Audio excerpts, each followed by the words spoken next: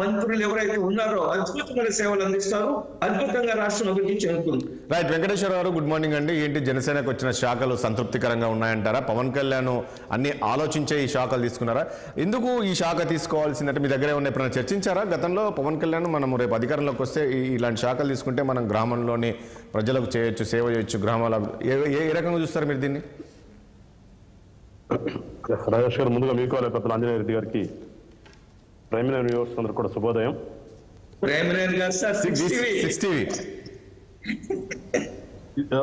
ఎట్లా వచ్చిందా అశోక్ ఇట్ వచ్చాడా? Right right.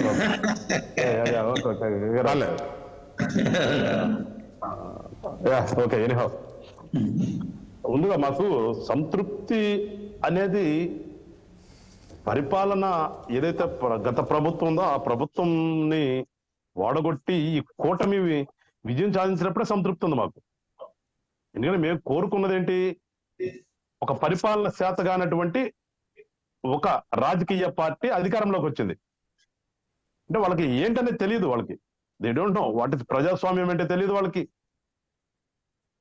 పరిపాలన ఎట్లా చేయాలో తెలియదు. అసలు ఈ సిస్టంలో ఎవ్రీ 5 years ఒకసారి ఎలక్షన్స్ పెట్టి ఎలక్షన్స్ లో ఒక రాజకీయ పార్టీ గెలిచి ప్రభుత్వాన్ని ఏర్పాటు చేసిన తర్వాత వీళ్ళు వచ్చి ఈ ఉన్నటువంటి వ్యవస్థలతో ఎట్లా అనుసంధానమై పరిపాలన చేయాలో తెలియదు. వాళ్ళకి తెలిసిందల్లా ఏంటి? అధికారం ఉంటే మనం ఏమైనా చేయొచ్చు అనేది ఒకటే తెలుసు వాళ్ళకి. అందుకనే ఆంధ్ర రాష్ట్రాన్ని ఏ రకంగా చేశారో చూసాం. సో ఇలాంటి పరిస్థితుల్లో ఒక నిర్ణయం తీసుకున్నాడు పవన్ కళ్యాణ్ గారు. మీ అందరికీ తెలుసు, అది కూటమిని ఏర్పాటు చేయడంలో కానీ ప్రముఖ పాత్ర పోషించిన దగ్గర నుంచి గెలిచే వరకు కూడా జనసేన పార్టీ నేనైతే ఒక కీలకమైనటువంటి భూమికి పోషించమని అనుకుంటున్నాను నేను. ఓకే. సో మాకు అక్కడే సాటిస్ఫాక్షన్ ఉంది. ఇవాళ మంత్రిత్వ శాఖల్లో సాటిస్ఫాక్షన్ అనేది నేనైతే పెద్ద దాని గురించి కామెంట్ చేయదలుచుకోవట్లేదు. అది అంతగా దాన్ని రాజకీయ పార్టీలు కూడా అంతగా ఆలోచిస్తాయని నేనైతే అనుకోవట్లేదు. ఎందుకంటే అవుట్ ఆఫ్ 175 MLAs లో మనకున్నటువంటి పర్సంటేజ్ని బట్టి మంత్రిత్వ శాఖలు కేటాయిస్తారు. సో ఇవాళ మనకు 175కి 25 అంటున్నారు, 25 or 26 టోటల్ గా 26 అంటున్నారు. మరి 26 అన్నప్పుడు ఇక్కడ మాకు 164 క్యాండిడేట్స్ ఎమ్మెల్యేగా గెలుచున్నారు. ఇక్కడ ఖచ్చితంగా కుదరదు కదా. వాళ్ళ సీనియర్లు ఉన్నారా ఇంకోటి అనేది కదా, అందరికైతే ఇవ్వలేము కదా. 100% షూర్ కదా అది.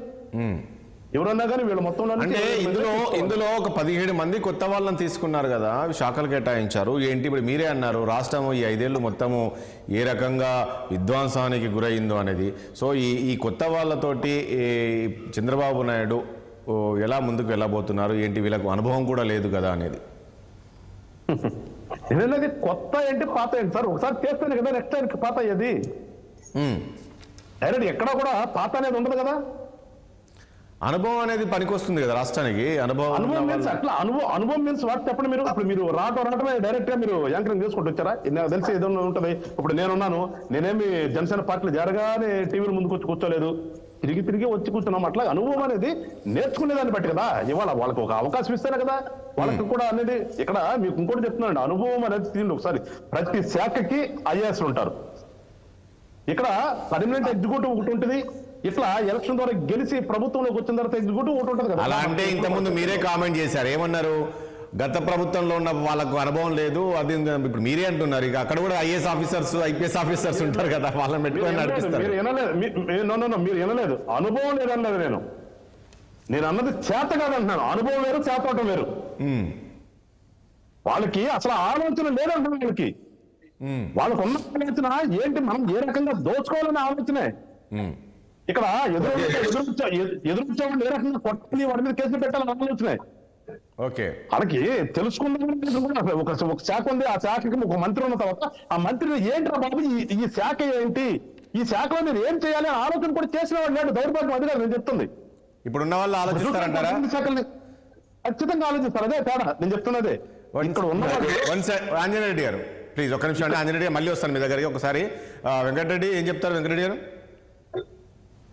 రాజేష్ గారు, ముందుగా మీకు ప్యానెల్లో ఉన్న అందరికీ అట్లానే 60 ప్రేక్షకులందరికీ నమస్కారాలు. కేబినెట్ కి సంబంధించి